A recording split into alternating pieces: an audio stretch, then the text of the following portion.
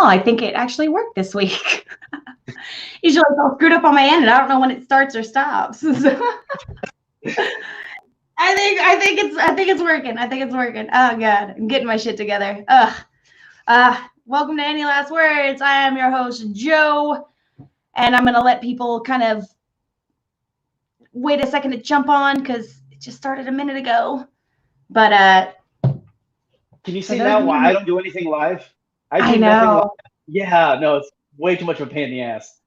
I know, but the thing is that at least this will save as an episode you can watch later. So even if nobody's watching now, someone might watch it later, I guess. Right. And it doesn't matter if it's live or not. But we do have a couple people in already. Thank you guys for joining. Tonight's guest is comedian and host of podcast Ninja Nerd Warrior, Greg Hernandez. Woo-hoo. Hello. Thank you, Joe. Thank you. Thank you for coming on. I really appreciate it. Miss your face so fucking much, Greg. I know. For anyone that doesn't know, Joe's my favorite bartender.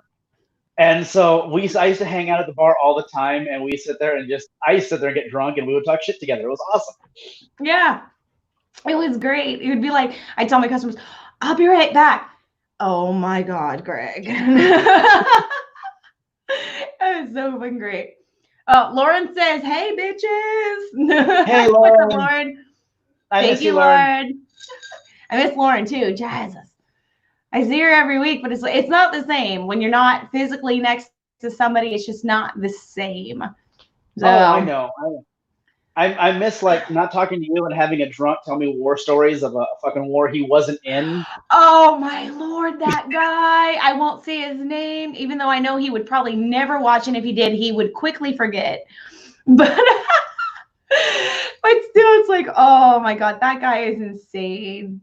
For everyone that doesn't know, Joe was hanging out one night. Again, Joe's my bartender, and this dude next to me is just pitching a bitch about when he killed somebody in Vietnam, and I right there, I smelled bullshit, and I went, "Oh, really? What? Where'd you serve? Oh, well, and he names a bunch of. I was in Laos, and I was in Cambodia, and I killed somebody with my bare hands. Really? Because your shirt says Air Force." And I just called, and Joe's like, leave the crazy guy alone, please. Yeah, please don't poke the crazy people. Just no, he gets bad. He's I went to bartending school when I was 20, and then I started bartending off and on when I was 21. Now I'm almost 40, and you meet a lot of interesting characters, which I think you used to work at a club, so I'm sure you are but they're sober-ish. I don't maybe it's not alcohol-induced, craziness. But they were drunk when they got to the door, and I'm like, let them in, because drunk people don't know. That's true. That's very true. And oh man, yeah, because all you guys had, because you used to work there, it was like energy drinks and soda and bottles of water. I only know because. Sorry, go ahead. They had O'Doul's, so they had fake beer. What? Yeah, for the people who wanted their breath to stink but didn't want to get drunk, we had O'Doul's. It was awesome. I didn't know that. Dude, I've been going to that place since I was 17 years old. 17. Those door dudes are fucking scandalous. They don't give a shit. I'm not saying you, because I don't think it was ever you. It was like usually some really tall, white oil deal looking guy working in there. And he's like, oh, like if you and your girlfriend just do it real quick on camera, you guys get in for free. And it's like, really? Oh my gosh, this is so exciting. I've never been in this place before. Can't wait to tell all my friends in class tomorrow. Yeah, it was for me because I am neither tall nor Oildale looking-ish. No, not at all. Right there. No. You're a little shorter and east side looking. No judgment, homie. No judgment. I love the east side. East side is my favorite place. I love the east side. I get along with the east side way better than every other part of town. I shit you not. Oh, like you work on the east side. I know I work on the east side, but they're like, I'm sorry, but And it's no, I don't mean any offense. I hope that nobody takes offense to it because I don't think it's offensive. But the people on the east side are closer to the people from the part of the San Francisco Bay Area I lived in, if that makes any sense. Makes like sense. they're, you know, so I feel more connected with those people on that side. Like, yeah, like I can hang with you guys and it'll be totally fine. So I'm not scared of you guys. I was gonna say you work like 7 minutes from my house. Yeah, I know. Oh, and on top of that, I work with no bouncer. I work with no bar back. I work with no manager. I work solely by myself with a packed bar every single time. Like, yeah, it's all you. You're running the on show. the east side. On the east side. So you can't be scared. Or you gonna fuck up real quick. We smell fear. That's my people. I know this. Oh man, all you have to do is just keep making jokes and keep giving them booze. Anybody, doesn't matter where they're from. Make jokes, give them booze. Everyone loves you. It's great. Well, it's because you're the bartender. Remember, I told you for New Year's, I almost got in a fight with a chick whose boy was doing karaoke. It was. Was she wearing like the leather shit or whatever, or the cheetah? Yeah. It was me and my friend Corey, and we're sitting in a booth and we're just having our drinks. I haven't seen Corey in a while. We're having fun. And this woman comes up and threatens to fight us because we're laughing while her husband, boyfriend, baby daddy, whatever he was, is doing karaoke. I'm like, the fuck? Where'd you come from? Right. I know. I remember you told me about that like weeks later, and I was like, really? Oh, damn. You should have told me. I would have kicked that bitch out. I love Corey, by the way. She is fucking adorable. Oh, my God. She's so nice. Yeah. Oh, Corey's like one of my closest friends. She's a sweetheart. And she keeps messaging me like, we need to go back. I'm like, yeah, we do. Like, Joe misses you too. She's super sweet, super respectable. She's so yummy. I just want to munch her up. Oh my gosh. No, prayers for Corey because she works security at Walmart. So she's actually been working through all of this. She's like head of security at one of the Walmarts here in town. So, yikes. Yeah, I message her every once in a while. Just, hey, you okay? You still safe? Haven't heard from you in a while. Yeah, no, it's getting nuts out there, dude. I know. I actually went and bought this hat today at a. I love calling them hats. I actually got to go to a beauty like store today because my hair is still brassy as shit. So something actually opened. I was like, oh my God, I can fix my hair now. I had to wait 30 minutes just to like, and I was the only person in line, mind you. I had to wait 30 minutes to get in the store because they only allowed so many at a time. When I came home, come to find out, supposedly, I don't know because I didn't read up on it, but I had a friend tell me that I guess Newsom said that Kern County can open, but under the guidelines of Kern County, if you will. So supposedly they're supposed to have a board meeting tomorrow, whatever, to say how we are allowed to open up. So fingers crossed, I may get to go back to work soon. Please, I hope so. I need a place to wear my hat. I'm fine being on unemployment. I hate my job. You know, this is what's bugging me. I'm sorry. And I know for a fact it is different for everyone. And I know social media right now is a place for people to vent and say what they want to say because they can hide behind a computer and we're all in lockdown. You don't actually have to confront anybody right now. So you say what the fuck you want to say, I guess. But there's a lot of, you know, people who are non-essential that are off work, obviously. You know, it's, oh, well, you guys just get to sit at home and you make more on unemployment than you do going to work. So, of course, you all want to sit at home. And it's like, honey, you don't understand my job. Like, what I make a week in unemployment is what I make. I make more than that in a day in tips. Oh, yeah. Hands fucking down. Hands down. Because I live in California, because I'm a female, and because I work in a bar. So unemployment, I'm making like 2/3 of what I was making when I was working. Jeez. So don't. Sorry, go ahead. Don't tell me I'm sitting at home getting rich. Like, no, fuck you. I'm making 2/3. I do tech support on the phone, Yeah. which means Are you still working or no? no, I'm not. They wanted us to work from home, and Oh. internet at my house sucks. Like the Wi-Fi in my area is only like 3 megs a second, which is why my video sure keeps pausing. Yeah, and they said no, we need at least 10 megs, so they didn't allow me to work from home.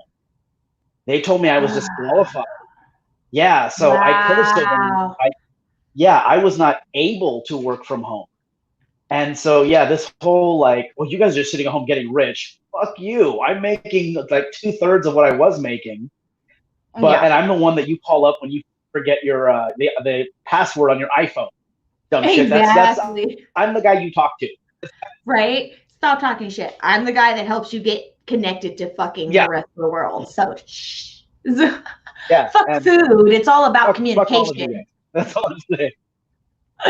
Oh man, but I know it is true in some cases for some people where, I do have people in my family who right now they are making more money on unemployment than what they were working, but it's not that way for everybody, and I'm so tired of everybody generalizing that for all of us who are non-essential right now. So yeah, but bullshit. I want to go back to work. I need my money. I need more hats. And we need more booze. And I want you to go back to work. Yes. Because I miss you. I want you to go back to work. I miss you too, sir.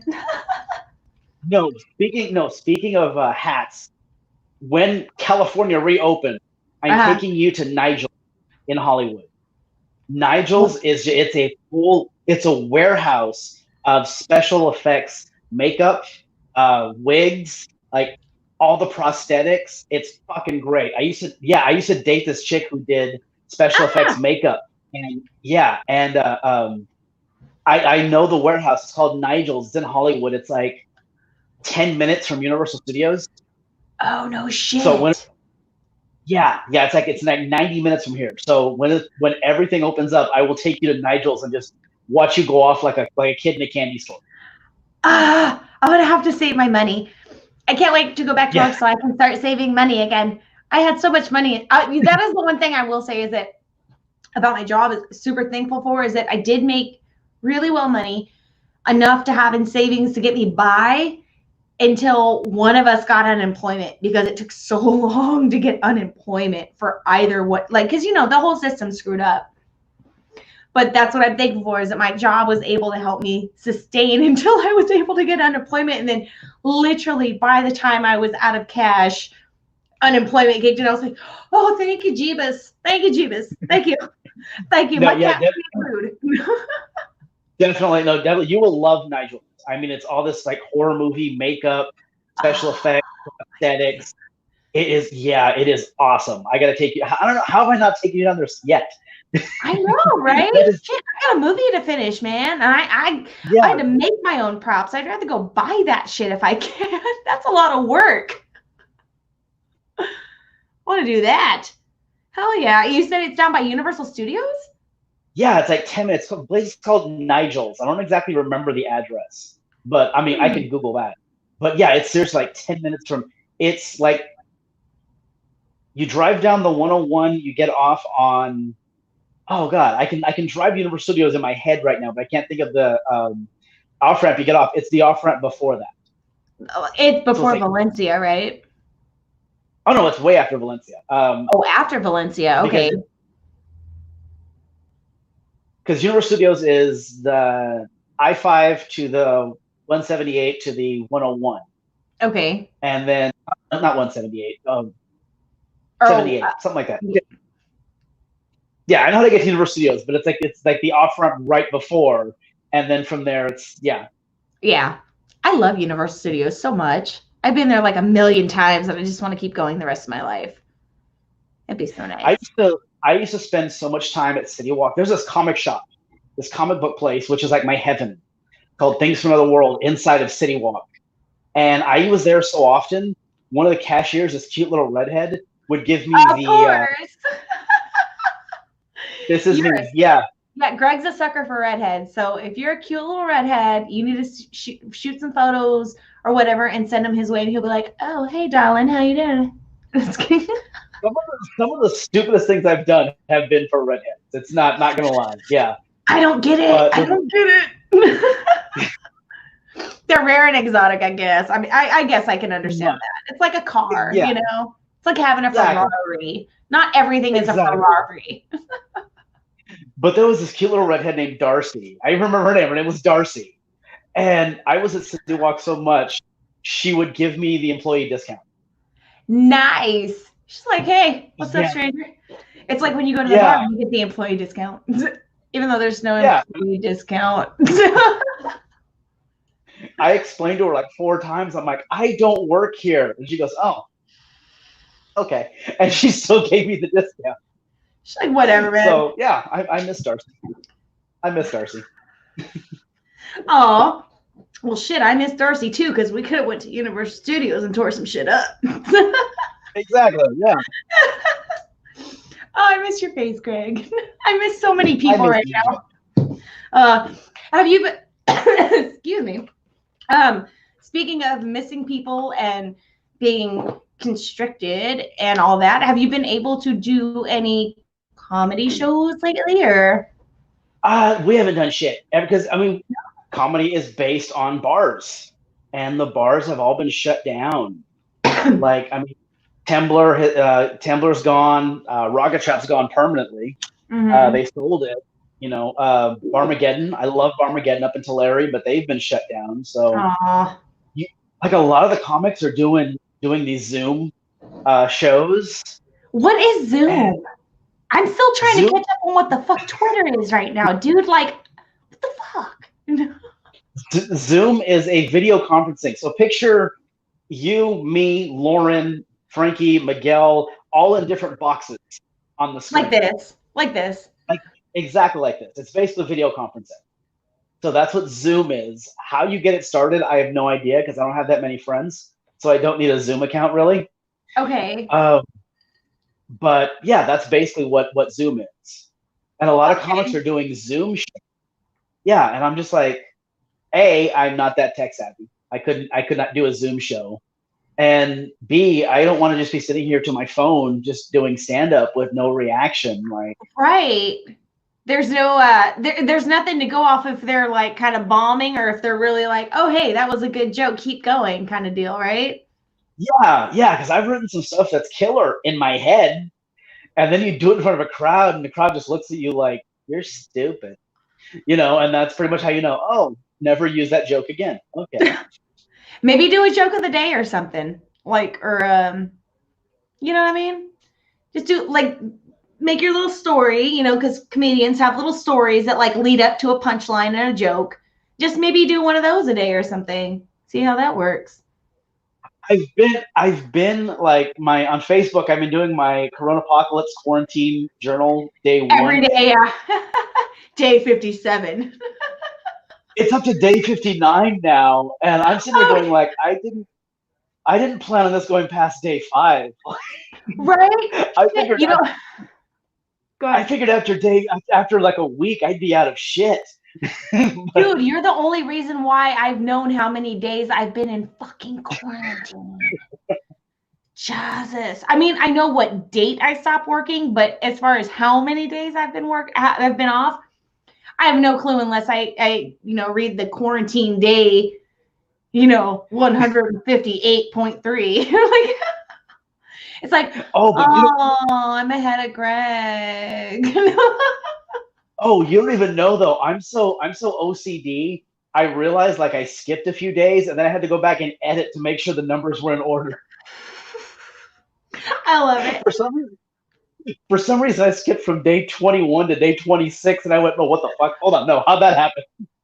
You start losing days, dude. You start fucking losing days. My OCD kicks in, so then I have to go back and no, this was 21, this was 22, this was 20, and then I lost an afternoon fixing all that shit.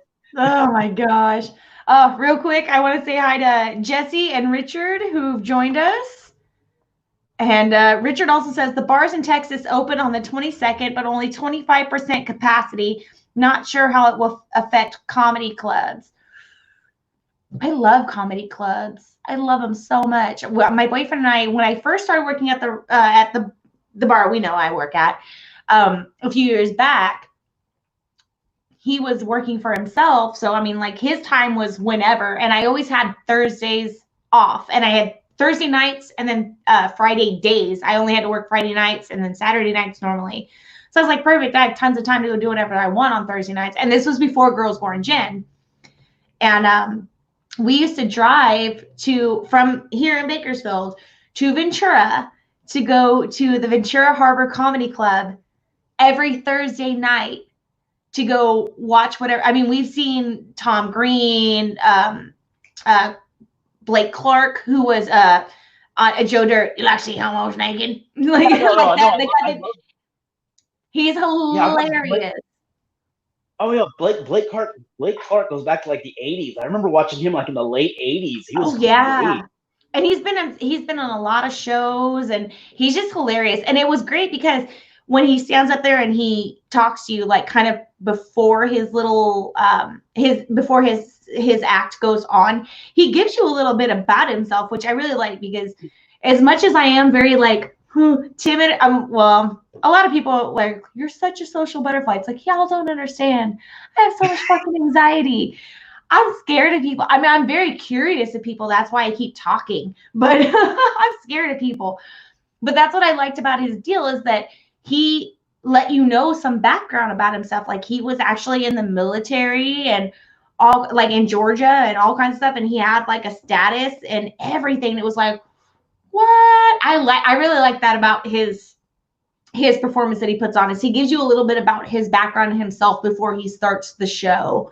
And it makes it more like, hey, okay, cool. You're like more, it makes everybody feel like you're more of a normal person, if that makes any sense. Because when you see comedians and you see like, you know, actors and celebrities and directors and stuff, you think like, oh, are you going to be a dick? Are you going to be weird? Like, I don't know. Sorry, I've had like Jack already. What are you drinking? Oh, no. One person I love right now. I don't have anything. I'm out of shit. I went through, I know, I went through a bottle of Jameson, a bottle of Jack. I found some Malibu rum. I don't know where I got a bottle of Malibu rum, but it's gone. And I just haven't gone out and bought any more shit. I'm going like, wow, I feel like I'm in rehab. Like I'm locked in this room with no alcohol. I know. I feel kind of weird. Drinking by myself right now. Yeah, I know. I feel bad that you're drinking by yourself. I wish I could stop that. No, but one person I love is Ron Funches. Ron Funches he's hilarious. He was on Undateable with Chris D'Elia for a while. If you're watching the Harley Quinn animated series, he's the voice of King Shark. And he's always on like Talking Dead, right after Walking Dead with Chris Hardwick. Okay. And he's hilarious. And one thing he says is his goal in every set is to make you go, I want to have a beer with that guy. And it's true. Yeah, it's true, because he comes off as such a nice, just sweet dude. You're like, I want to have a beer with that guy. He did Chris Jericho's Rock and Wrestling Rager at Sea. He did a cruise, and Ron Funch is a giant wrestling fan. And he got to do stand-up in the middle of a wrestling ring for all these people on this cruise ship. He said he was a little kid. Like, he was just a little kid to be doing stand-up in a wrestling ring. Like, he was, I want to have a beer with Ron Funch. That's cool. I really enjoy that shit. I really do. It made it really nice. We saw Tom Green. He did a little bit, not really.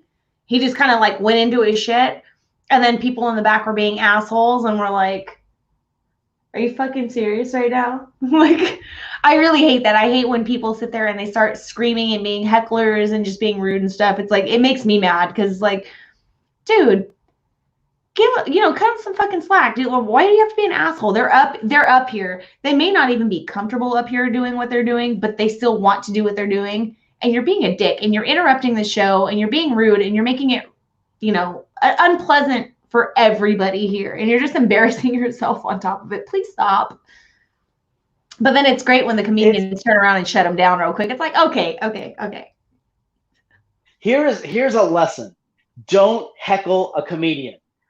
Okay, because we deal with this shit all the fucking time. Do you And I had really? one set. Oh yeah, no, we deal with hecklers all the time. Really? Okay. And we have this thing like, especially like the Bakersfield comedians are really tight. I've never seen like a more just supportive group of guys and girls ever. That's And cool. so you have somebody, yeah, you have somebody who comes out to an open mic and they're like, "Hey, I was thinking about doing this. Hey, be here next week at this time, sign up." And they encourage people to get on stage. And but then if you're heckling, if you're heckling, the entire crew will just shut you the fuck down. Like we actually, Nice.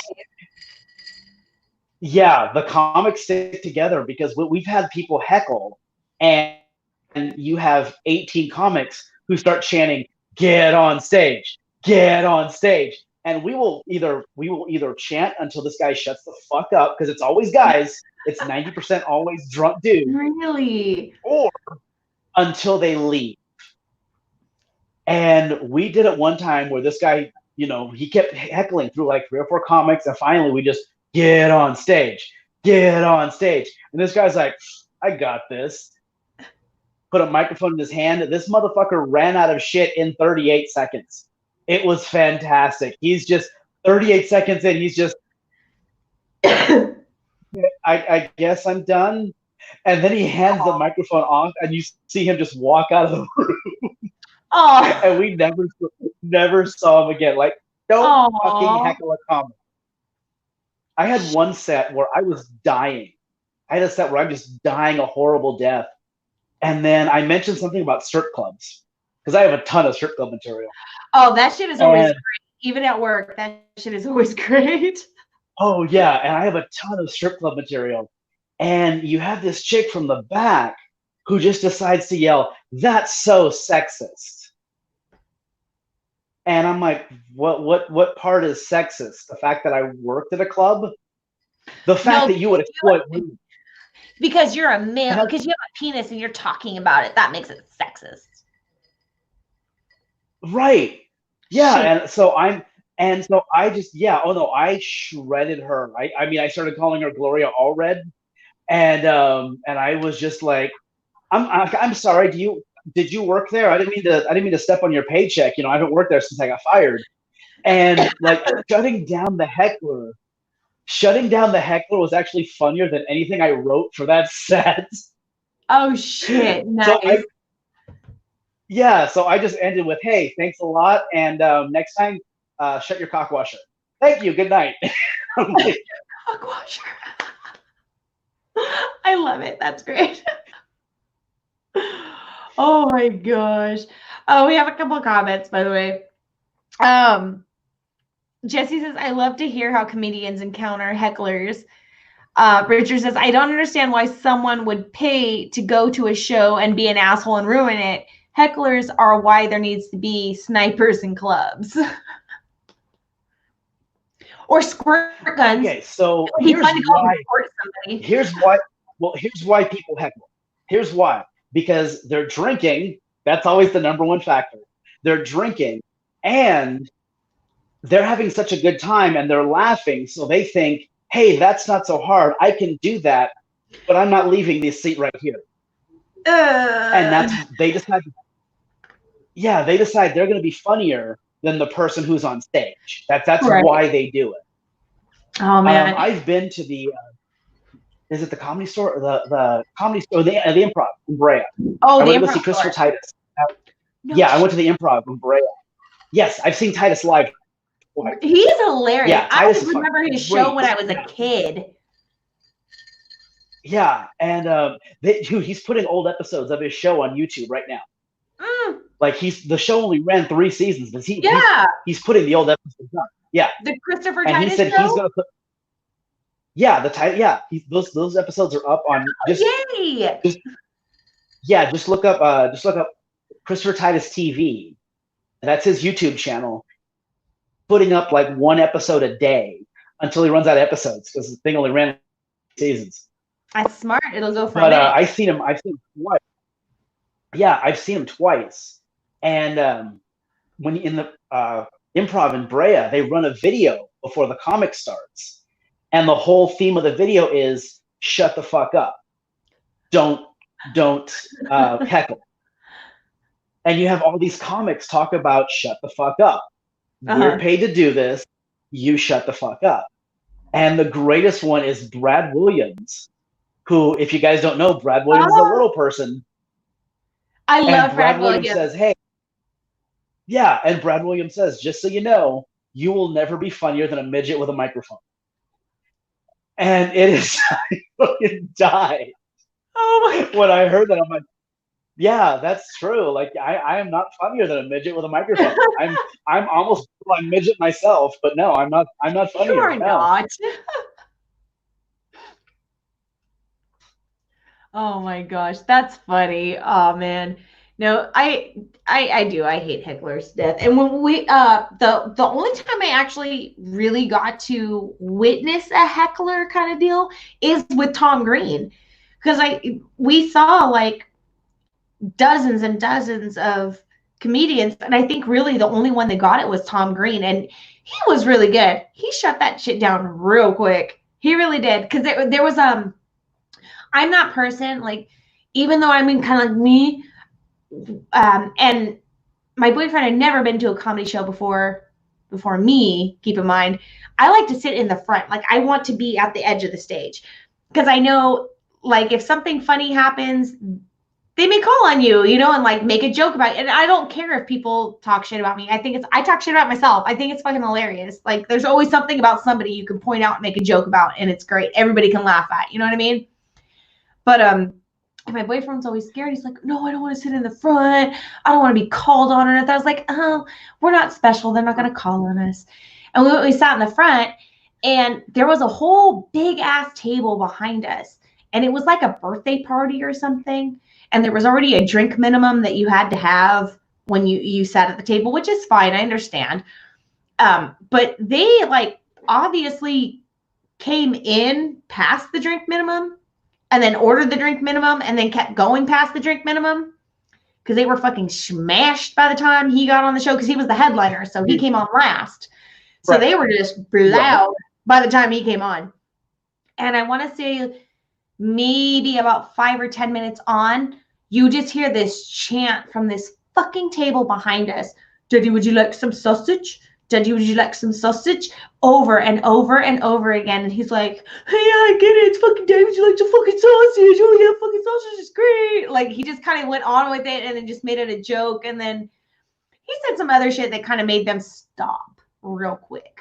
And it was great. I don't remember exactly what he said, but I remember that's how it started, and he just shut it down really fast. So he's pretty good at getting it stopped real quick.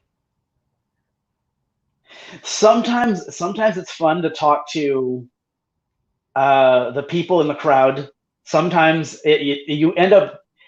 I had this joke about my ex, and I said that she had 3 really good qualities, and the 3 qualities were that she was. This is exactly what you know. Okay. And I said, yeah, and I said that her 3 really good qualities was she was cute, she looked good naked, and she let me put it in her butt. Those were her only good qualities. And the first time I hit that joke, this dude in the front got this.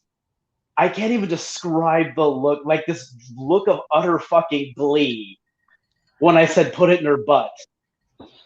Like a kid at fucking Disneyland. He just like. He's like, what's your face? And I'm going.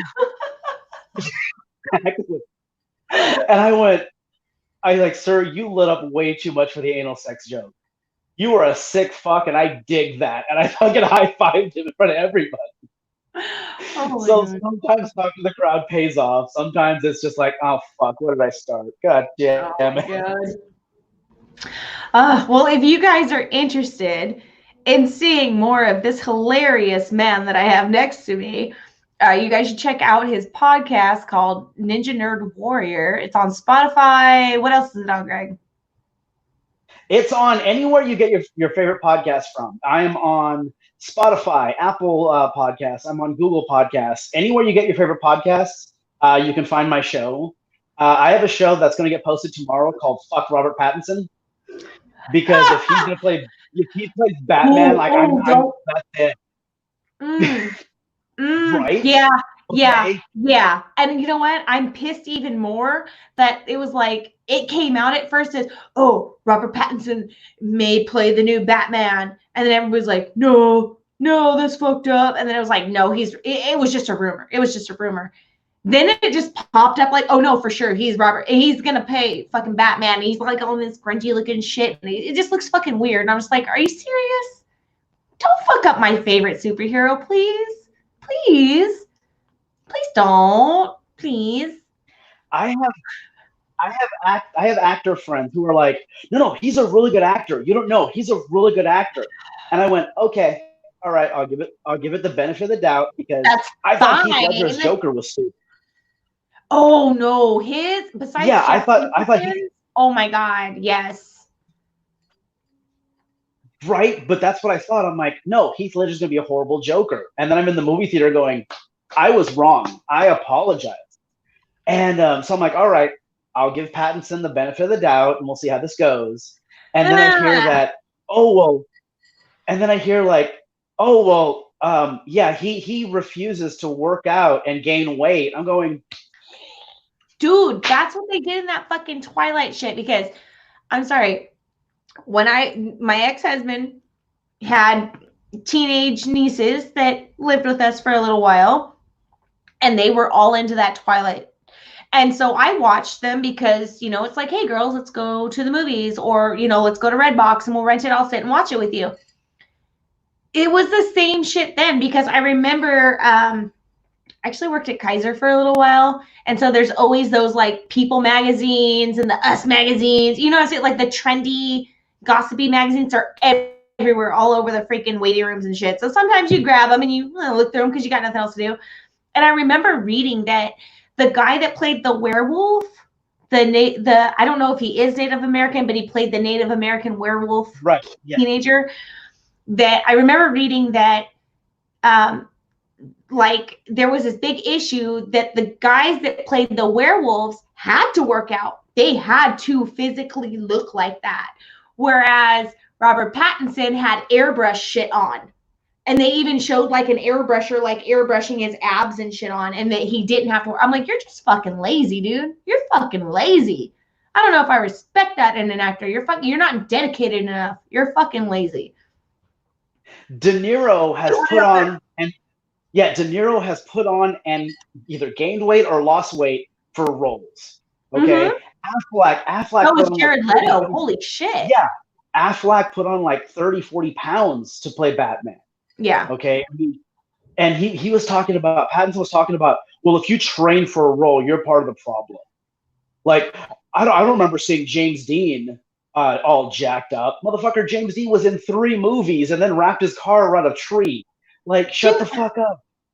James Dean didn't have to be fucking ripped. He looked good how he was. And that wasn't, I mean, at the time, like, physical beauty was different at the time.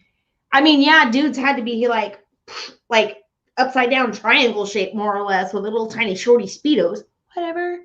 But it wasn't what it is now. Like, really? That's a fucking cop out. Fuck you, Robert Pattinson. Fuck you. I'm not paying to watch movies. It's not even now. Go back to the 70s. I mean, Bruce Lee was fucking shredded as shit in all of his movies. But that's because he did kung fu movies, because he did action movies. Right. Schwarzenegger, Stallone, Van Damme. They were all jacked as shit. The only one who wasn't, the only action hero in the last 30 years who was not jacked was Steven Seagal. And he's a little puffy donut man now. Like, look, I mean, look at Seagal. Donut man for a long time. Right. Seagal was the only one that wasn't. Every other one has been jacked all the shit. And how the f play Batman as a 130-pound millennial? Fuck you. That shit irritates me. Twigs and denim. Twigs and denim. Oh my gosh, that is horrifying. Yeah, that's the show I'm posting tomorrow. Just titled "Fuck Robert Pattinson." That's just the type. Fuck Robert I'm Pattinson. excited for that. I want to see that for sure because Yeah. fuck Robert Pattinson. I'm sorry. Jesus. Yeah, I'm recording that tonight. Yeah, I'm recording it tonight. I'll have it posted by tomorrow. Jeez. Well, speaking of remakes and carry-ons, I suppose. What new horror stuff have you seen that's going to be remade, or that you have seen that has been remade that you like or don't like? I was telling you before we went on that I'm watching the new Creep Show. Mm-hmm. The Greg Nicotero project. That for those of you who don't know, Greg Nicotero is one of the directors from Walking Dead, and he's been in special effects. He's been in horror movies for decades now, and he relaunched the Creep Show franchise, and I'm really digging it because it's I don't know what came first, if it was Creep Show or Tales from the Crypt, but the Yeah, we were format. talking about that. Trying to figure it out. Yeah, the format's actually really similar, where each episode is just 2 bite-sized little episodes, and it's just creepy as shit.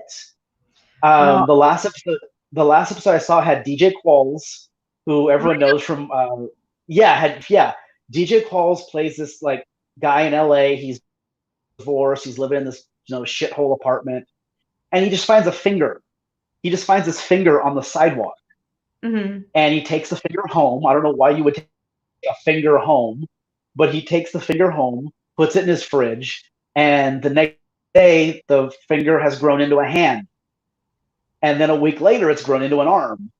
And a month later it's grown into this like little tiny, like a creature that looks like aliens. And this thing he keeps it as a pet. But this thing is like, anytime DJ Qualls gets mad at somebody, this little pet goes and kills them and brings back like the heart or the head, or like, yeah, he's bringing back pieces of whoever's made his master mad. Oh my gosh, I want one of those. Yeah, and then at the end of the episode, no spoiler warning, all these murderers are pinned on DJ Qualls, and he's going, no, it wasn't me, it was Bob. Bob did it. And they're like, oh yeah, this little tiny creature committed. So he gets locked in an insane asylum, and the end is leaving you worried, like, not worried, but the end leaves you wondering, like, wait, is Bob really real, or was Bob a figment of his imagination the whole time? Ooh. And he was committing these murders and blaming it on this little mythological creature. Yeah, it was really cool. And so I'm like, yeah, I DVR'd it. I'm like, oh, rewind that. I want to watch that again.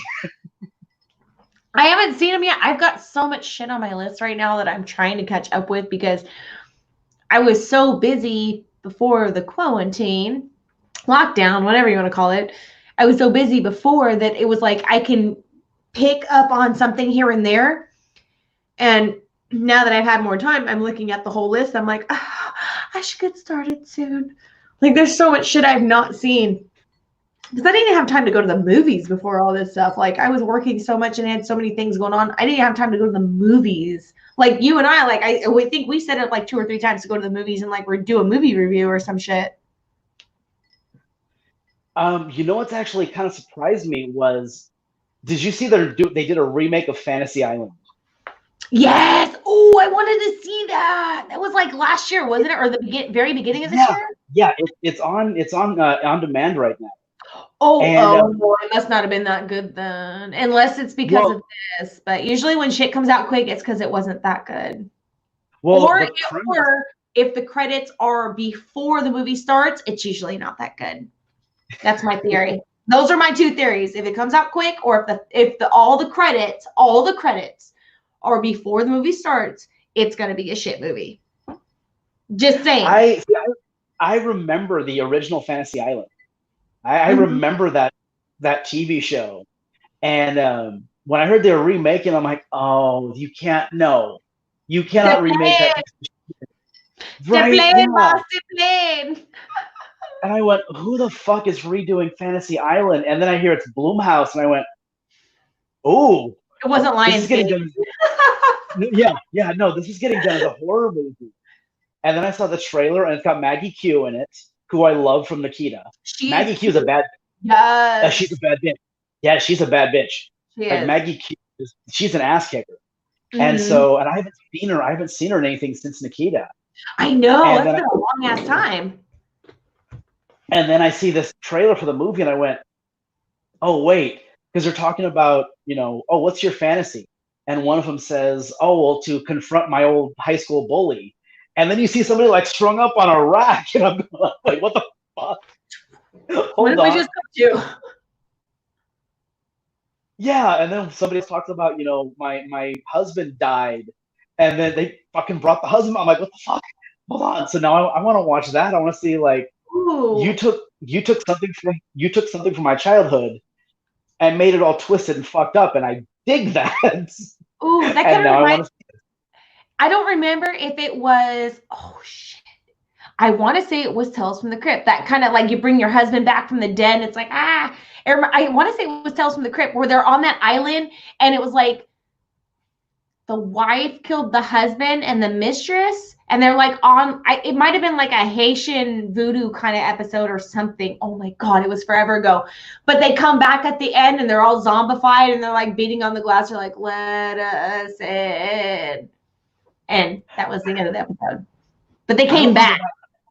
There was an episode of Tales from the Crypt where the wife makes this wish that the husband will love her forever, and Make then he gets like creepy obsessive to the uh-huh. part where, like, the only way to get rid of him is she has to kill him, and then she kills him, and he comes back from the dead, but he was an organ donor, so they've already harvested most of his organs. So when he comes back from the dead, like, shit's missing, like, Oh, and he's just like, they tried to keep me from you. Look at his fucking eyes missing too. They tried to keep me from you, but I'm back, and I'm like, oh oh my shit. god. Sheesh. Have you seen any of the Tales from the Crypt movies at all? There's been 3 or 4 of them, I want to say. Like the first one was in the 70s. That one I've not seen all the way. But there's supposedly like I want to say there's like 4 of them. I've seen 2.5 of them, I want to say.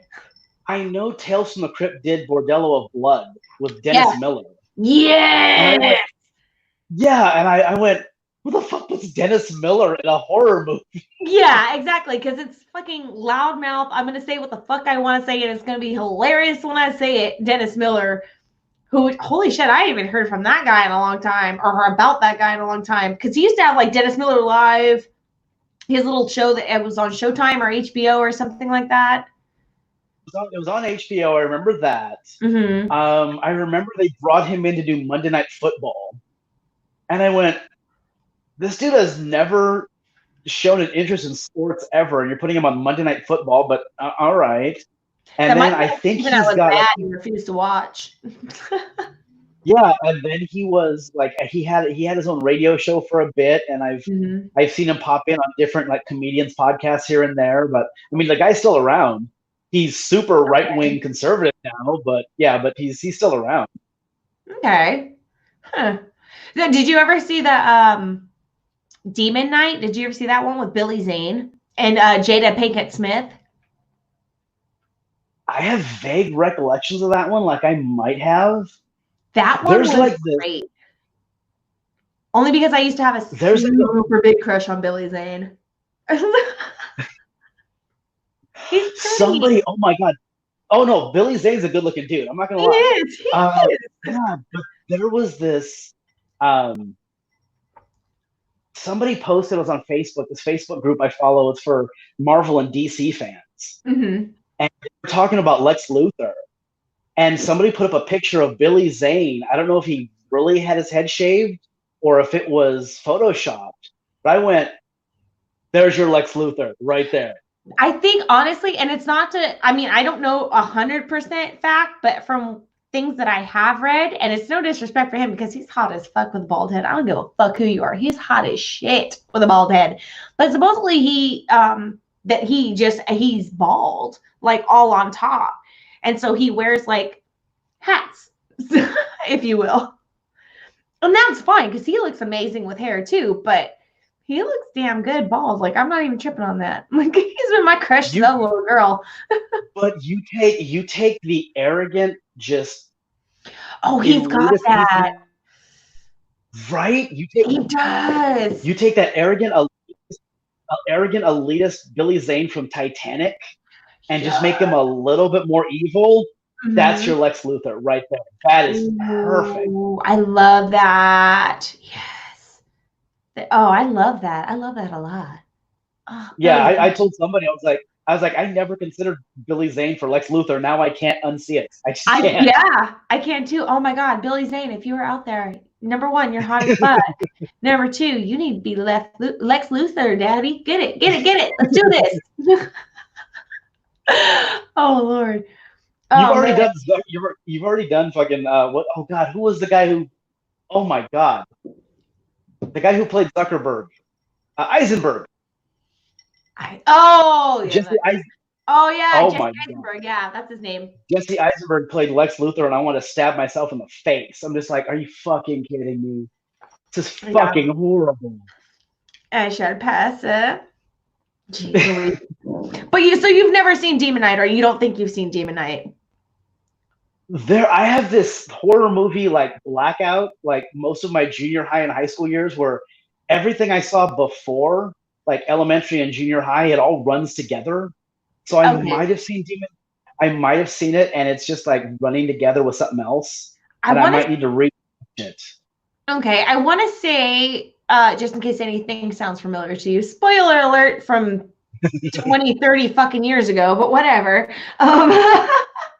Continuing. I was alive 20, 30 years ago. It's fine. So was I. So, but I want to say it was like, it has to be like in Texas or something like that. And he goes to this old, it looks like a Victorian style building. Well, these people, they're there as like a refuge in a sense. And Billy Zane is like the head demon, if you will. And he shows up with his little 10-gallon. Anyway, shows with a little 10-gallon hat and his little tight jeans and shit. And he's like the head of the demons. And he's like trying to like he's trying to manipulate everybody on the inside to let the demons inside so that they can take over everybody and get their souls basically. But somebody has, it's like an amulet. It looks like an amulet almost, but like a jar amulet, if you will. And it's supposed to be full of the blood of Christ and the descendants of Christ. They keep refilling the bottle, and like it's a chosen person who is a descendant of Christ that like holds this bottle basically. And when their life ends, they have to like refill it with their blood and pass it on to the next person that's chosen, and they carry it on to like fight evil, basically fight the demons and shit. And each time it's a new descendant of Christ and it's a new demon from hell that are going to battle each other every time. And you get that at the end of it, that it's going to continue on with a new head demon and a new descendant, and it just, they move around and shit. But it's a really cool movie. I really like it a lot. So it was different. I was really young and I really shouldn't have watched it at that age, but shit is what it is. We watched and did a lot of shit. Now we have to wear helmets and we can't drink and drive. So whatever. America. Did you ever watch John Carpenter's Vampires? What happened? John Carpenter's Vampires. Have you ever seen that one? Yes, absolutely. With Alec Baldwin or David Baldwin or one of the Baldwin brothers. Yeah. Billy Shit, I can't remember Baldwin. which Baldwin it is. One of the million Baldwins that was in it. It wasn't Alex Baldwin, though. We know that. It was James Woods. Yes, and he was the main dude. Yeah, he played James Crow, Jim Crow, something like that. But yeah, no, it was the greatest thing was, and I love this because 13 years of Catholic school, look how fucked up I turned out.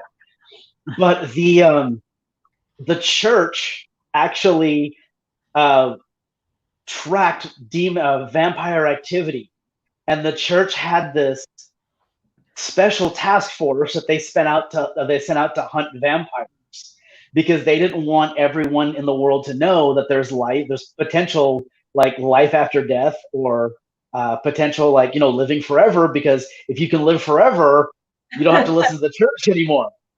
And so, yeah, the church had this Oh my demon, God. this vampire response team that they sent out. Oh, it's fucking great. And then you find out like the head priest, whatever he was, Did like Trump and Newsom like enact this?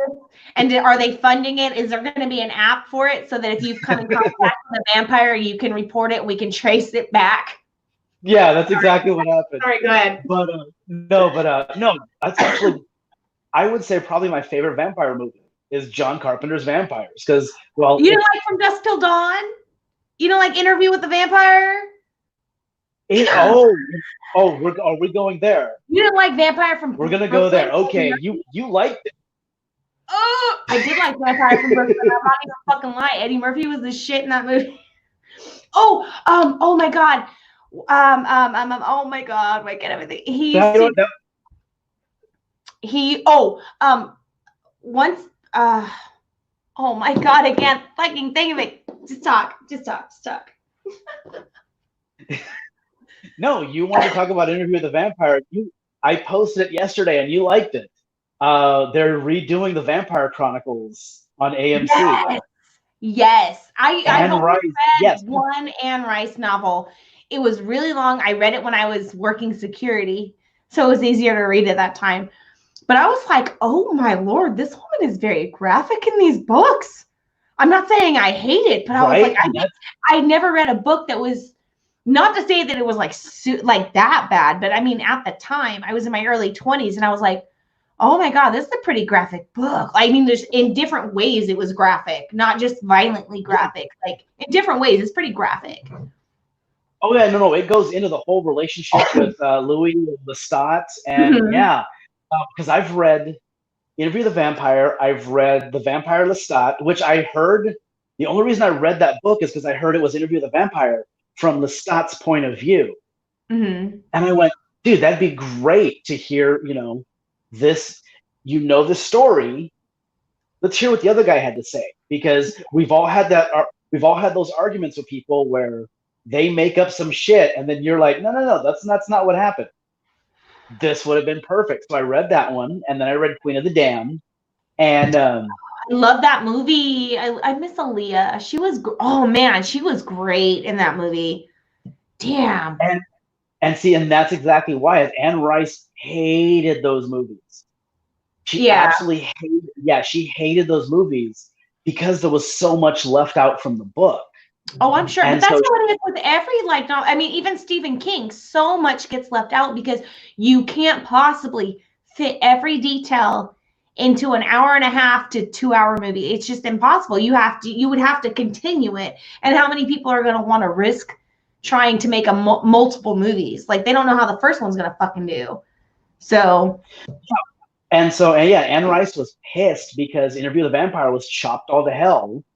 And so she spent the last, I want to say easily 10 years trying to get the rights back. She just got them back.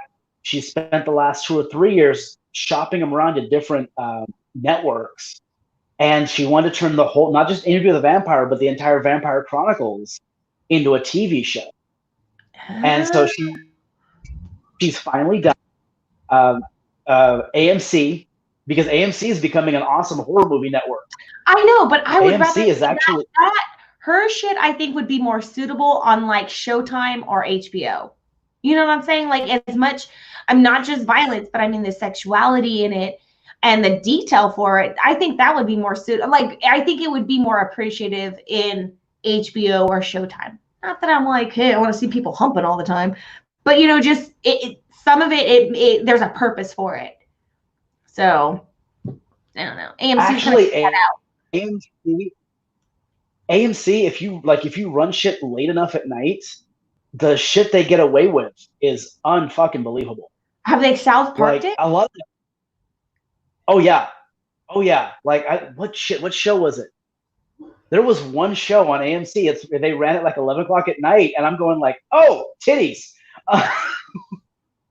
After 10 p.m., you can do whatever the fuck you want on TV. They don't give a shit. Yeah, and so I'm just going like, oh, you really dropped the standards after 10 o'clock. So AMC might work, and they're becoming like, they've taken the entire Walking Dead franchise, Mhm. Preacher got graphic as shit. I haven't seen Preacher. I don't know. Oh, Preacher's graphic as hell. And then Nosferatu is another one that, I'm fucking behind. yeah, Nosferatu was graphic as hell. And then what was the other one? There was, oh, I can't think of the name of it. They ran this show about this Japanese demon that was hunting in the internment camps, like in the 40s. So it's killing off. Yeah, it's like this Japanese demon that's just killing off Japanese Americans in the internment camps, like in the 40s. And I'm just going like, dude, when did AMC become like the horror channel? You Right? know, because they're They used to do doing, yeah, history and doing some great shit. And no. yeah, AMC used to do like Mad Men, Being Bad and everything, and they just went, nope, bloody this fucker up. Jeez. Oh, we got a couple Yeah, comments. and so yeah, now they Oh, sorry, go okay. ahead. No, go ahead. Finish what you're saying. Sorry. Oh, no, oh, I was just saying, like now they have the rights to the Vampire Chronicles, so I'm stoked. I'm like, I want to see how good this turns out. Oh yeah, I know. I'm definitely intrigued to see that, especially since it's not gonna be on something like HBO or Showtime. Like, what are they gonna leave in and what are they gonna take out? So, I mean, very interested. Very interested. Richard says Creepshow 1 is awesome. Going back a little bit. Creepshow Yeah, 1 is awesome. Creepshow 2 is really good. We don't talk about Creepshow 3. And then he talks about I've never seen I've never seen Creepshow 3. Like I stopped at Creepshow 2. yeah, I didn't see the Yeah, third one either. yeah, Creepshow 2 was great. Um, the one where the chick runs the guy over and he keeps Oh, following her and he's got the thanks for sign that the says ride, lady. Thanks for the ride. "Thanks for the ride, bitch." Yeah. No, that was great. That was the one where they were on the raft and the blob was coming up after the kids, right? And then the Indian and the I always get like ones and twos mixed up. Like I liked them both, so it's like No, yeah, all of that is Creepshow 2. yeah. That And one was I my remember favorite. Creepshow 2 came out like I was either in junior high or high school when that one came out. I was And I okay. yeah, and so I want to say okay, so if you were a little kid, that means I still probably saw it in like junior high because I'm slightly older than you. So Slightly yeah, not that was at all, but yeah, whatever. yeah. So I know I don't remember Creepshow 1 at all, but I vividly remember Creepshow 2. I think Creepshow 1 had it was kind of I remember there was like a janitor and then there was like a crate under this stairwell and it had like this mutant monkey thing in it that like it just like it stayed under this little stairwell. I remember that from the first one. I vaguely remember the first one, but I remember the second one because the second one was my favorite. Yeah, second one was great. Yeah, Yeah. to this matter of fact, I think I just saw the second one like a couple months ago. Like it just Okay. happened to be on TV. It just happened to be on TV, and I'm like, oh, I'm watching Creepshow. I love it. It's great. And I mean, even now that like we're so grown compared to the time that we got to see it. So now you can go back and you can catch the little things that you didn't catch when you were a kid. And you can appreciate more of the special effects and the things that they had to do to pull this movie off without CGI and without like a bajillion-dollar budget and high dollar actors and all this other shit. And it's still like even to this day, it's still a great movie to watch. Like I don't think I know anybody who doesn't like that movie. Well, that and I mean, you and I have both worked on movies, so Mm-hmm. you get a different perspective when you're going like, oh wait, that's how they're oh that and I kind of nerded out watching how they were going to pull this stuff off, and I'm going, okay, cool. Yeah. Oh man, no, exactly. Now I want to go watch that again. I do because I do. I like that because you know where Ethel's is, right? Yes, And they have the doesn't the Indian on the outside kind of remind you a little bit of the Indian from Creepshow? Every time I go by it, I think he's got his hair I had never back and shit. I had never put that together, and now I'm not going to be able to No, unsee that, Joe. Like, I never put. I've driven past Ethel's. I don't know how many times. I've never put together a creep Oh, show alien, like or creep show I worked Indian. there, I've funny never enough. put that together. I Oh, can't unsee that now. Thank you. I know I do every single time I go past. I mean, I know it's like a huge, it's not like the same type of Indian that's in the movie, Right, but that Indian, the way it looks and stuff, it just, and then you see Ethel's because it looks like an old saloon kind of, and they go to that little right. store there. It kind of looks, it just reminds me of it every time I see it. Now I want to drive by it right now just to see the creep show Indian. That's yeah. You look closer to it than I do. Yeah. Oh man. Okay. Richard says, going back to Billy Zane again. He says Billy is really cool. Got to hang out with him at Frightmare. Oh, I love Texas Frightmare. That was so much fun. Jesse says I have read a lot of Anne Rice books, and then he says I love that they South Parked it. Oh man, yeah, no, I remember that too when they were able to say shit past 10 o'clock, and they blew it up. And they're like, we're gonna say shit as many times as we can in this one episode and just get it done and over with. We're gonna make a point right now. Well, I remember the first time was I noticed the 10 o'clock rule is. Mm. Did you ever watch Which one?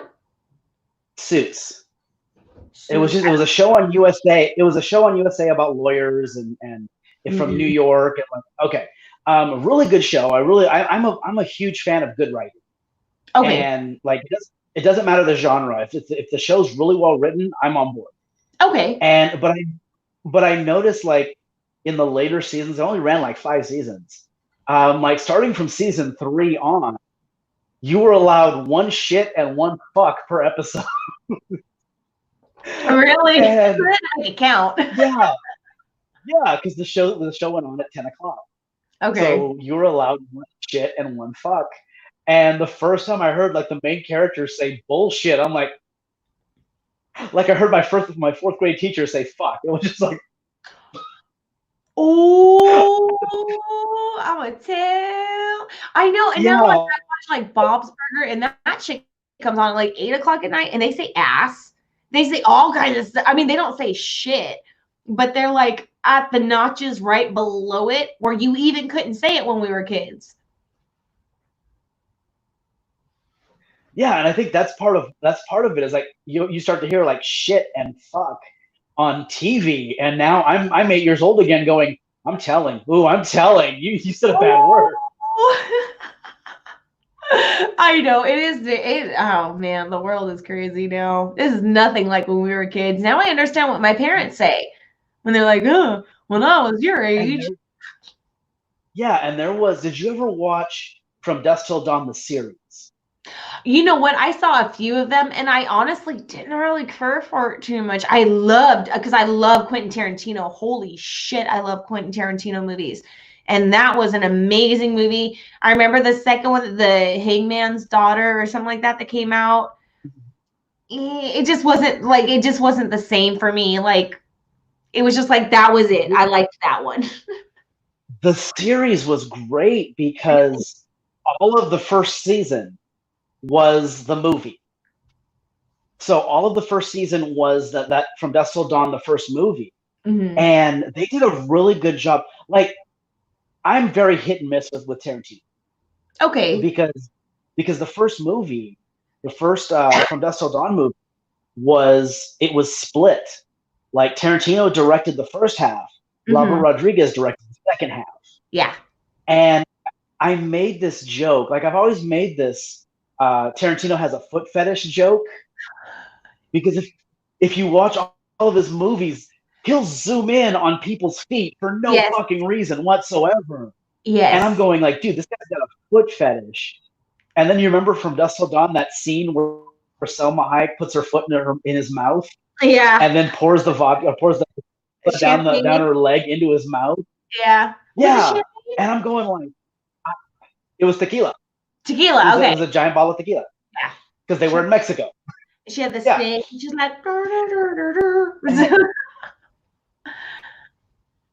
oh, I had a woman offer to do that dance for me. The Selma Hayek dance. Like I had a and I was I had to leave it because I found out she was 16, and I'm like, Oh, good and it call, was like buddy. my first year. Yeah, it was It's my first year in California. We don't college, play like and that. she's like, yeah, We're in yeah, Georgia. I'm a pervert. I'm not a pedophile. Yeah, I'm a pervert. I'm not a pedophile. No, there's a, no, no, There's a that's felony. distinction. They say age is just a number, but sometimes it's a felony. So, but I made the joke that Tarantino only directed up until that scene to get Selma Hayek's foot in his mouth, He's like, and then yeah, and then told Robert Rodriguez, "You're in." And I found out that's not a joke. He really directed up until that scene.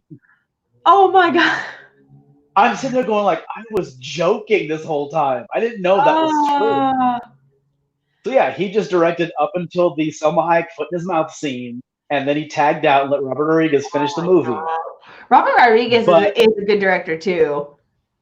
no, he's when they did From Dusk Till Dawn the series, Mhm. that was the El Rey network. That was Robert Rodriguez's network. He started that network, Oh, really? and so that's yeah, yeah, no, that's Robert Rodriguez's network, and so that's why the first series they did was From Dusk Till Dawn, because he didn't have to get the rights from anybody. He already owned the rights to that movie. Okay. And so he turned into a series, and the guys they got to play the Gecko brothers, fucking spot on. They were great, and God bless. Oh God, wasn't it Eliza Gonzalez? I think because she had to do the Selma Hayek, Hmm. and I'm just like, and she killed it. Like I'm like, you have to fill Selma Hayek's shoes, and oh yeah, she nailed it. The first season was really good, and then season 2 and 3 just kind of dropped off, and then it got canceled after season 3. But that's another time that I found out about the 10 o'clock rule, because there were people fucking on that show. No Like shit. you're like on camera in the background, I see this naked chick, fully naked, just yeah, like she dove on top and just rode this guy off into the sunset, and I'm just going like, oh, this is cable TV. What the fuck? It's like I want to cover somebody's eyes, but I don't know whose. Yeah, and so I'm going like, no, this is like Cinemax Oh my fucking gosh. great network at 9 o'clock. So yeah, I think they can do the Vampire Chronicles without a problem. No, they can do Anne Rice. Oh Yeah. man. Well, I can't wait till that comes out. I definitely want to see that. But yeah, like I said, the Dusk Till Dawn, like I've only seen a couple of episodes and it was just kind of in and out, and I for some reason I just couldn't catch into it. So I was just like, even the second movie they came out with, I was like, meh. I like the first one. I'm okay. I wasn't John wasn't John Bon Jovi in the third one? There was a third one. Like I want to. Oh yeah, there's like 3 From Dusk Till Dawn movies. I thought there was only And two, but this is how far behind I am on everything right now. here's the reason I know there's a third, and John Bon Jovi's in it. Do you remember Triumph, the Insult Comic Dog? Yes, with the little cigar out of his mouth. Yeah, yeah. I remember him at a Bon Jovi concert. Backstage, he was talking to the band, and I guess From Dusk Till Dawn 3 had just come out. Uh-huh. And so Triumph asked John Bon Jovi, hey, what's it like to do a movie where now you're required to suck?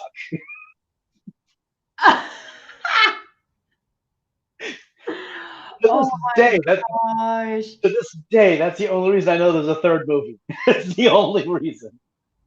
Oh my god. No, I had no clue there was a third movie. Now I'm gonna have to go check that shit out. Shit, one movie I've actually been wanting to see, speaking of vampire movies, one that I've been wanting to see like is 30 Days of Night.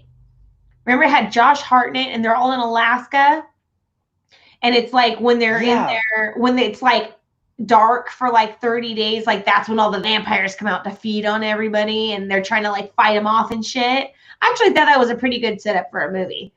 Like if vampires are gonna live somewhere, that's probably where they would live. So yeah, and well, see, I've always had this theory because I'm kind of twisted and up in the head, no.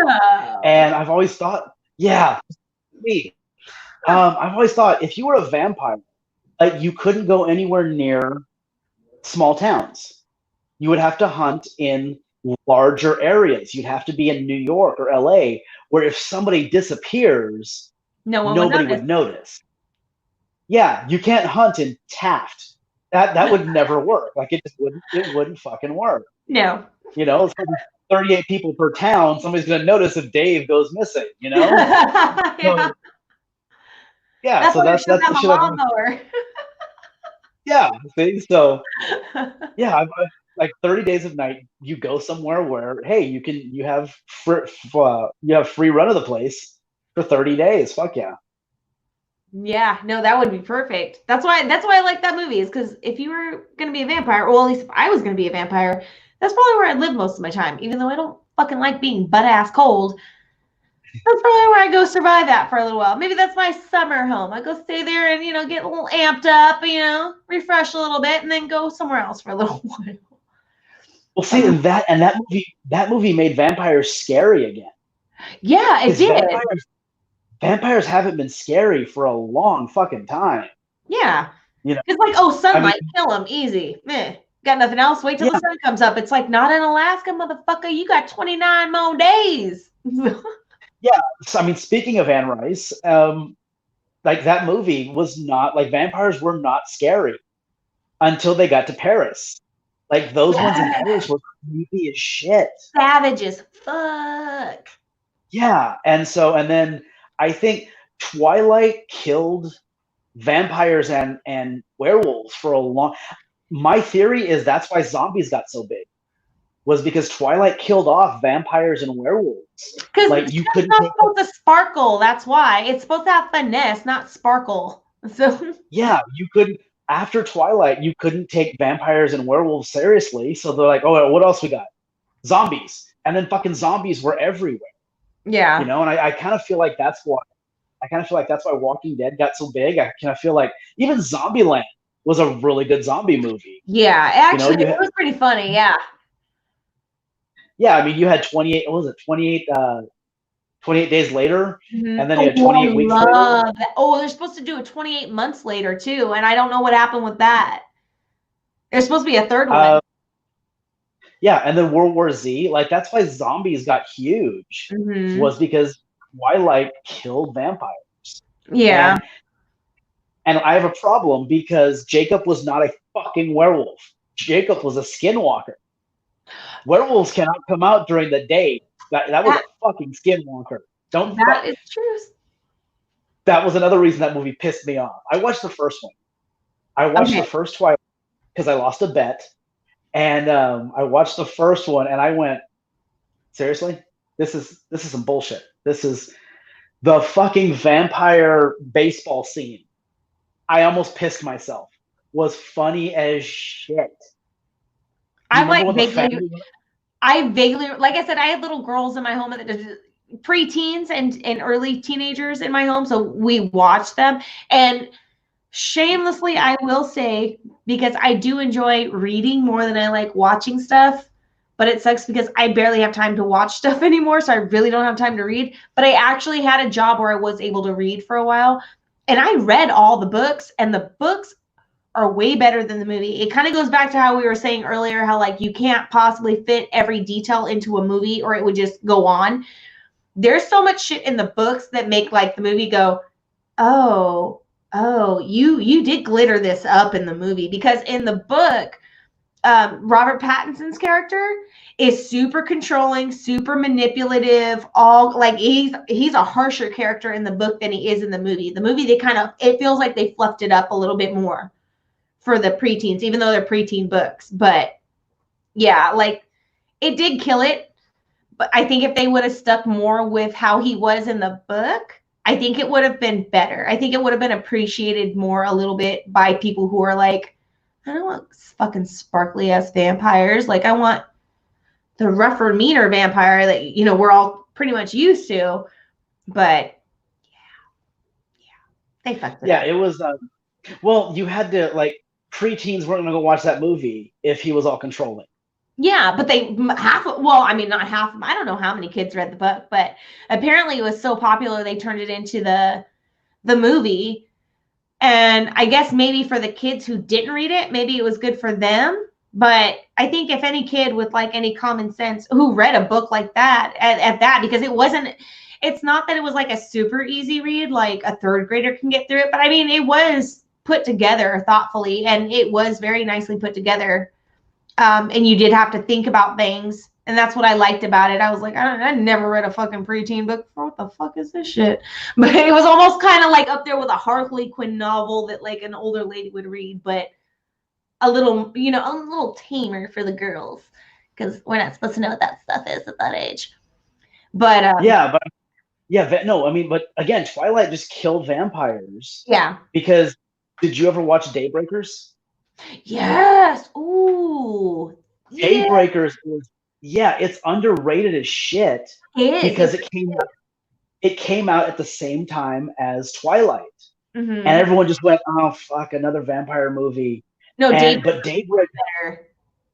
Daybreaker. Well, see, Daybreakers is there was a script for Blade 3 that they ended up just trashing.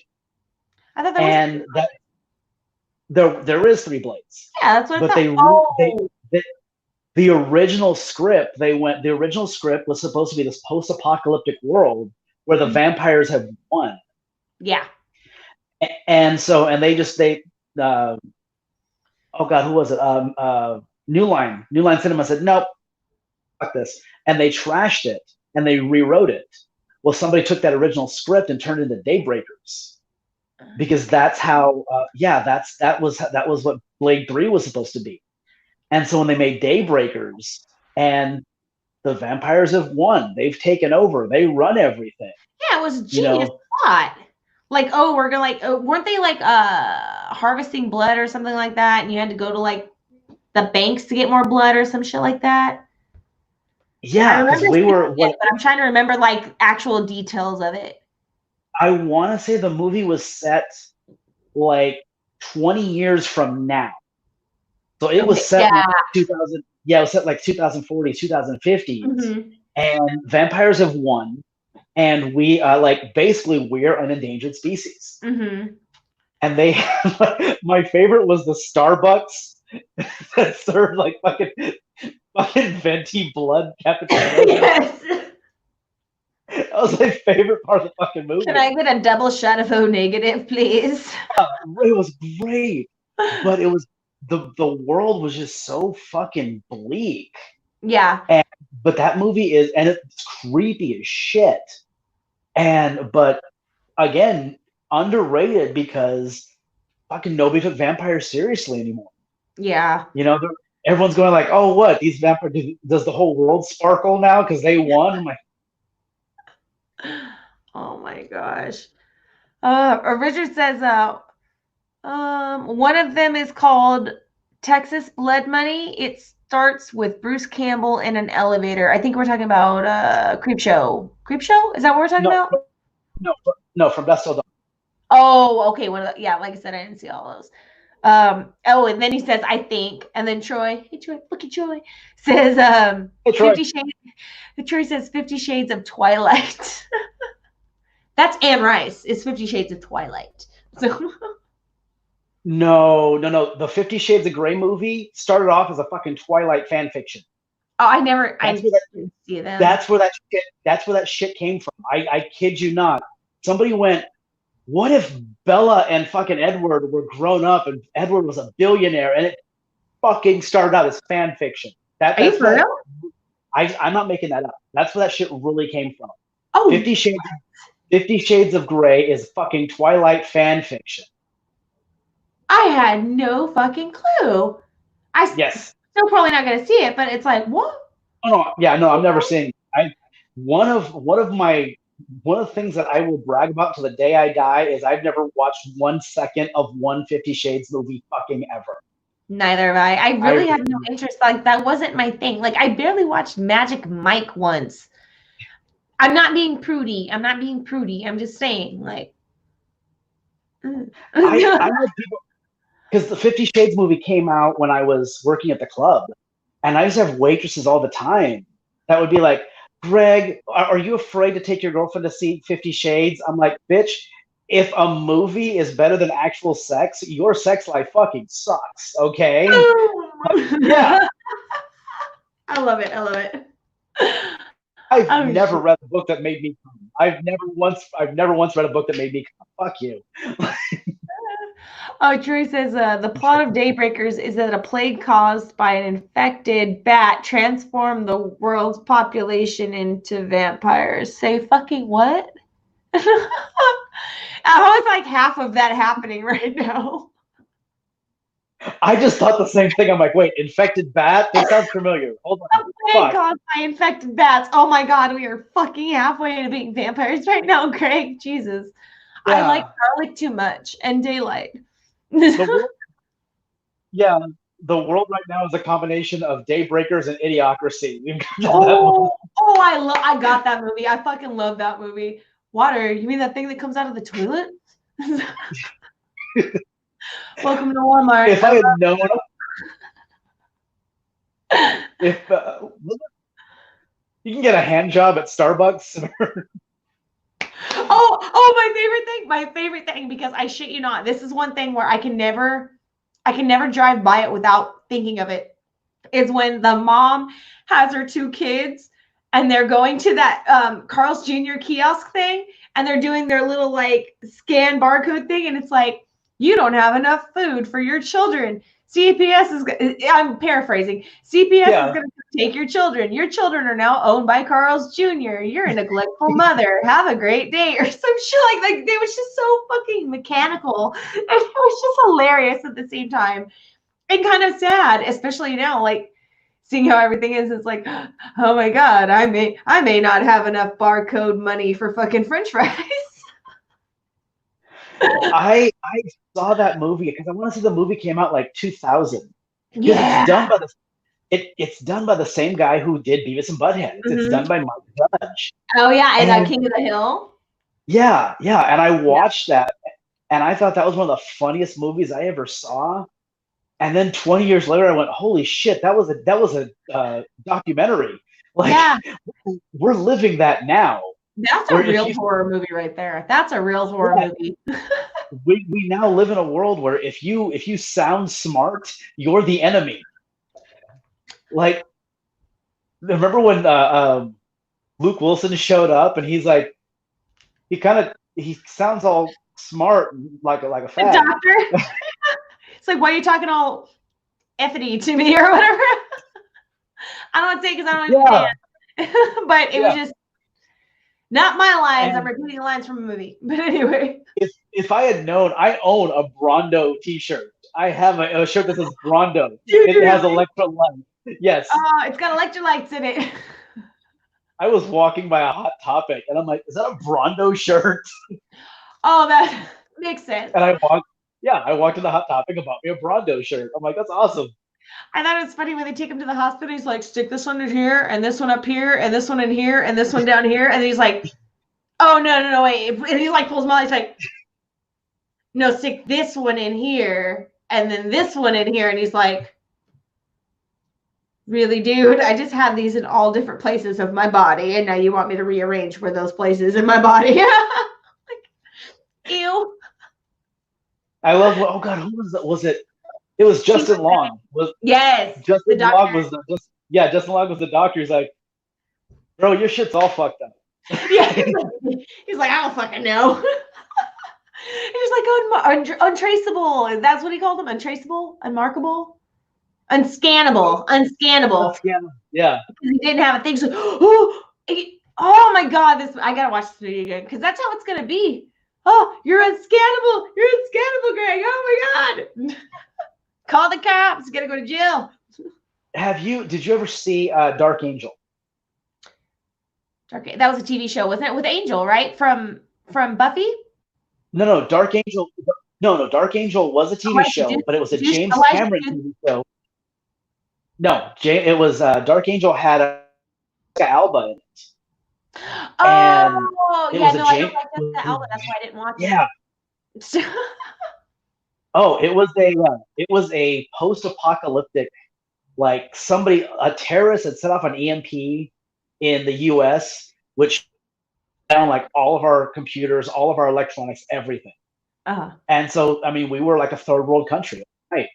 And Jessica Alba was like this genetically enhanced. They took kids and they genetically enhanced them to make them soldiers. Mm-hmm. And each one of them had a barcode, on the back of their neck.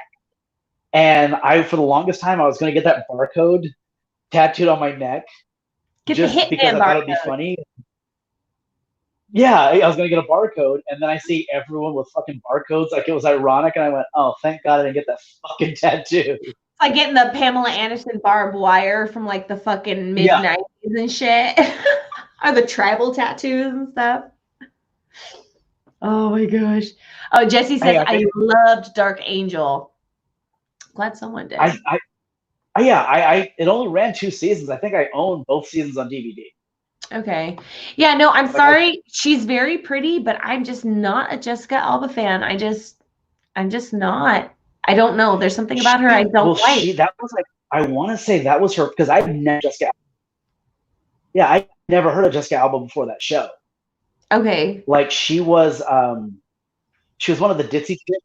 She was one of the ditzy chicks in Never Been Kissed. Yes, I loved her. And she was, what other movie? She was Idle Hands with Seth Green. Oh yeah, and Devin Sawa, where he cuts the hand off and he's like, look at me. Yeah, she was like the love interest in that one. She was just a hot chick in those 2 movies. Yeah. And I never paid attention to her. Yeah, I want to say, like, I didn't know who Jessica Alba was until she did Fantastic Four. Okay. And then I went, oh, that's the Dark Angel chick. Okay, now I get it. All right. She was in oh my God, why can't I think of the fucking name? Not The Spirit. Oh, because that was kind of like done the same way too, where it's like red, black, and white. Oh my God. Sin City. Sin City. Sin City, yes. I was going to say, it's a Frank Miller book. It's by Frank Miller, but I couldn't think of the title of it. Yeah. I will say I did like her in that movie. Other than that, everything I've seen her, just something about her, I don't know. I'm weird about that with people. Like, there could be something about you just clicks me, and usually I'm right about it. I will say usually I'm right about it. But there's something about her. I don't like something about her. I don't know. I could be completely wrong. Maybe I'm being a dick. I don't know. The greatest thing was how they tried to whiten her up for Fantastic Four. Oh. Like, she is gorgeous, man. Her skin color is beautiful. Like, just her face, everything. She is beautiful. She's very beautiful. Yeah, but they tried to, basically, you took a Puerto Rican and you tried to turn her into Jennifer Lawrence. Like, they tried to whiten her up so much, and I laughed every time I saw her. Because I'm like, dude, just bleach the hair out and let it be. But no, they put on these horrible fake contacts and the blue ones and shit. Yeah, I'm like, dude, no. She looks like a Puerto Rican trying to be white. That's you're not doing any favors here. That's exactly. I've dated several of these women. Like, no, it's not working. I was gonna say, I know a couple Puerto Ricans that wear blue contact lenses. I'm just saying, and they do kind of act white. But they're beautiful people. It's like, stop it. You're beautiful. Just stop it. What are the comments we get? Oh, that was it. I loved Dark Angel, but we are at 1 hour and 34 minutes, sir. Yes, we are. This is the longest this is the longest we've talked sober. Well, who says I'm sober? No, I am pretty much sober. I was like both of us sober. Yeah. Or either one of us sober. Yeah. Right. Amy says, I'm Puerto Rican with blue eyes. Ay, mami. Really? Are you Puerto Rican, Amy? I had no clue. Ooh. She and I have a bunch of stuff in common that I like. I'm Portuguese, not Puerto Rican, but Porque no. I knew she was Latina. I didn't know she was Puerto Rican. I had no clue. I had no clue. But she's beautiful too, so it doesn't matter to me. So this is true, very much so. Yes, she is. I love her face. She's such a sweetheart. And she's great at what she does too. I gotta have her on eventually too. See, with her you can actually talk movie production. Right. She knows a lot about movie production. So she does. Totally different. Yeah. I told you I'm writing the Fuck Robert Pattinson show right now. I want to see that. Yes, and I messaged her and I was like, hold on, how do actors get paid? Oh my gosh, sales. Well, again, because people are, because I'm seeing all these things where I'm like, dude, how the fuck is this guy Batman? And I'm getting comments from people who are like, he's fucking with you, bro. Okay, he's fucking with the audience that's going to buy tickets to his movie, where he could possibly get paid a percentage on the back end. Fucking brilliant. That is absolutely brilliant. Let's piss off the people who are buying tickets. Genius. Shit. Oh, Amy says, laugh my ass off dead. And no. She is shy. Oh, that is true. Yes, she is very shy. Oh, she's adorable all over her face. And she's awesome to work with. I like her so much. Well, Mr. Hernandez, do you have any last words? Yes, I miss Isabel a lot. Isabel misses the world.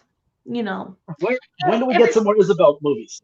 I have no clue. That was just, I am so bored right now and I have no clue what to do. It was kind of like a little starter into my getting in the mood to be creative and do things. So it was cheesy as shit. It was meant to be a little cheesy because I'm not a huge writer. I'm a reader. So I'm not gonna lie. I fucking died at Village Goat. Comfort Goat. Oh, Comfort Goat. Yes, the Comfort Goat. Every time there's child nightmare, hid person in village, they take their comfort goat and they send it over to home with little sacks of herbs, sometimes teeth from other children who unfortunately did not make it, but it is what it is. And he's sent to home and he's there to comfort child all night long and drive away nightmares with little sack of herbs and baby teeth. So I don't know. That was just off the top of my head. No, that was fucking great. Again, I fucking died at Comfort Goat. I paused it. I laughed hysterically. I'm like, she did not fucking say Comfort Goat. I'm glad that you weren't the only one. There was a couple other people who they were like, oh my God, did you just fucking say Comfort Goat? And I was like, I did. I think I was stoned or something. I don't know. It was like middle of the night. I couldn't sleep. I was trying to do something to sleep. And I was like, fuck it. I'm just going to write something. And I put it on YouTube and I was just listening to random crap in the background. And I think it rolled into an animal video. And then there was a goat. And I was like, comfort goat. Oh, comfort goat for village. Yes, I need comfort goat for village for small babies with nightmares. I love that film because the way, okay, so you set it up. I love the way you set up the dialogue going back and forth. But then when Isabel goes to sleep with her mask on and you frame it, so you're looking at the closet, and I went, there's something in that closet, isn't there? And then the door just starts creaking open. I'm like, she nailed it. Oh, I was so mad because when I finished editing that, I have my Leatherface mask on, and then my boyfriend has these denim, these dark blue Jason Voorhees denim jumpsuits and shit, or the Michael Myers jumpsuit things that he used to have for work. I was like, this is perfect. So I put that on and I put the mask on and I'm like, it's like, oh fuck, it's hot in this closet right now with this mask on. And I'm trying to get the shot. I'm trying to slowly open it over and over again. And when I played it back, it looked great. In editing, it was great. But when I uploaded it and watched it, it was super dark all of a sudden. I'm like, what the fuck? This is not how it looked when I was done editing this shit. So I was mad because in the actual one, you could see it better. It was lighter before I exported it, I suppose, and sent it out. But you could see his face and it was like, oh, well, it is what it is. It's done. But I'm glad everybody who watched it seemed to have enjoyed it. So. No, it was great. Again, I know nothing about filming. I know nothing about filmmaking. But again, you pick up certain things and just the way you frame the shot, I'm going, there's something in that closet. There's got to be something in that closet. And then it starts creaking open. I'm like, fucking nailed it. She nailed it. Thank you. You're welcome. Thank you. Yeah, I don't know. do some more again. I was bringing Isabel to work with me right before the whole quarantine deal happened. So, and everybody enjoyed the shit out of her. So, and everybody wanted to meet her cousin Natalia. Natalia is the one with darker hair. She's a little more stern, more of what you would call strong Soviet woman. Someone Putin would have by his side. And she was the one with the dark hair. Okay. I don't know why I like Russian so much. I just do. It's a fun accent to do. It's really fun. It's fun and it's a little challenging, so but I like it a lot. So it's fun. So I put this hat on today and I told my boyfriend, I said, "You have a new girlfriend. I hope you enjoy." So he's like, "I don't get to meet any of them bitches. What are you talking about?" So now I'm done. I ripped the shit. Oh, thank God I'm done. I need another drink. Oh, Lord. Okay. We are at almost 2 hours here, sir. Getting close to it. Thank you so much. Thank you so much for having me, Joe. I miss you. I miss you, too. Can't wait till this is over with.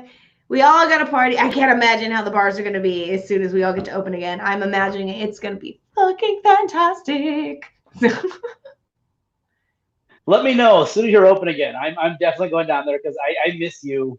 Oh, for sure. I'm blasting that shit. I'm going to ask, can I promote that I'm at the bar tonight? Okay, fuck it. Everybody come on. I miss getting drunk and just talking shit with you. Like, who is this? And then at the end of the night, like when it starts to die down, we put on ridiculousness in the middle of the night, and then I start cleaning up, and then we just leave. It's great. I got this a couple of weeks ago. I got drunk by myself and put on ridiculousness, and like, it's not the same. It's not. It's not the same unless you're in a fucking bar. It's not. I think that was when I ran out of alcohol. That last night, I'm like, I'm drunk and I'm watching fucking Horseface, whatever her name is. Oh yeah, she's gorgeous too, but yeah, she's got little clicks. I don't know. Don't let her smile. She's really pretty, but don't let her smile. She's gorgeous. She is gorgeous, but all right, Mr. Hernandez. I can't wait to see you tomorrow. Oh, sorry. Go ahead. You can follow me. I am the Ninja Nerd Warrior on Facebook, Twitter, Instagram, YouTube, Pornhub, OfferUp. I'm all over the place. And you can find the Ninja Nerd Warrior podcast anywhere you get your favorite podcast from. Like I said, the new show goes up posted tomorrow. Fuck Robert Pattinson. So go ahead and like and subscribe because I need the numbers. Oh, I forgot to tell you, I have listeners. I found out I have listeners in Ireland and Japan. Oh shit! Right on, bro. It might only be one listener each. I don't care. It counts.